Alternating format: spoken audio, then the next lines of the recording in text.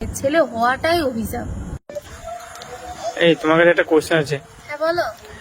বলছি যে তুমি যদি ছেলে হওয়ার সুযোগ পাও কোনোদিন, তুমি কি ছেলে হবে? আরে বলো, হাসছো কেন?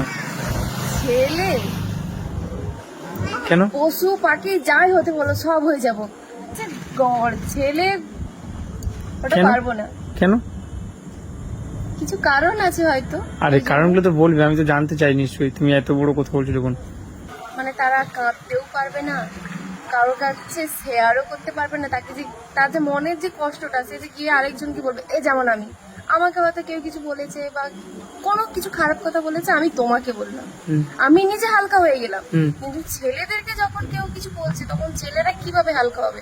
মানে সে কাউকে বলতেও পারবে না, কাঁদতেও পারবে না। আবার কাঁদলে বলবে মেয়েদের মতন কাঁদছিস। মানে তাদেরকে এই সমস্ত সহ্য করতে হয়।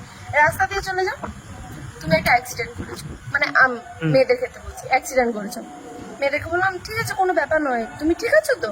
কিন্তু ওইটা যদি মেয়ের জায়গায় ছেলে হতো, ছেলে যদি অ্যাক্সিডেন্ট হতো তাকে মারধর গালাগালি, মানে তাদের এটা সহ্য করতে হয়। মানে আমাকে যে উপরওয়ালা মেয়ে করে পাঠিয়েছে এটা আমার ভাগ্য বলো, ছেলে করেনি এটাই ভাগ্য বলো।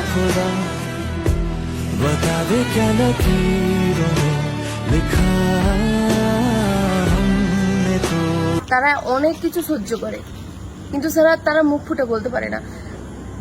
বড় না হতে হতে বাড়ি থেকে চাপ সৃষ্টি হয়, তুমি কাজ করো, পাক না পাক তোমাকে কাজ করতেই হবে, সেখানে কাউকে কিছু বলতেই পারবে না।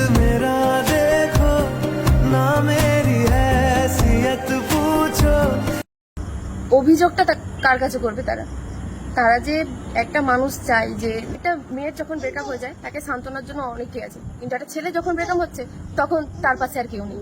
সে যে কাঁদছে সেটা কাউকে বলতেও পারছে না, কোনো কিছু কাউকে বলতেও পারছে না, কাঁদছে, ঘুরে আবার তাকে বলা হচ্ছে তুই কাঁদছিস মেয়েদের মতন। তাকে যে সান্ত্বনা দেবে যে না ঠিক আছে কোনো ব্যাপার নয়, তুমি ঠিক হয়ে যাবে সবকিছু, তাদের এইটুকু বলার মতন তাদের কেউ নেই।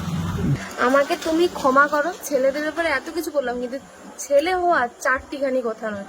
আমাকে যে উপরওয়ালা মেয়ে হয়ে পাঠিয়েছে এটাই আমি অনেক শান্তিতে আছি। ছেলেদের মতন অত সহ্য ক্ষমতা আমারও নেই, আর আমি অত সহ্য করতেও পারতাম না।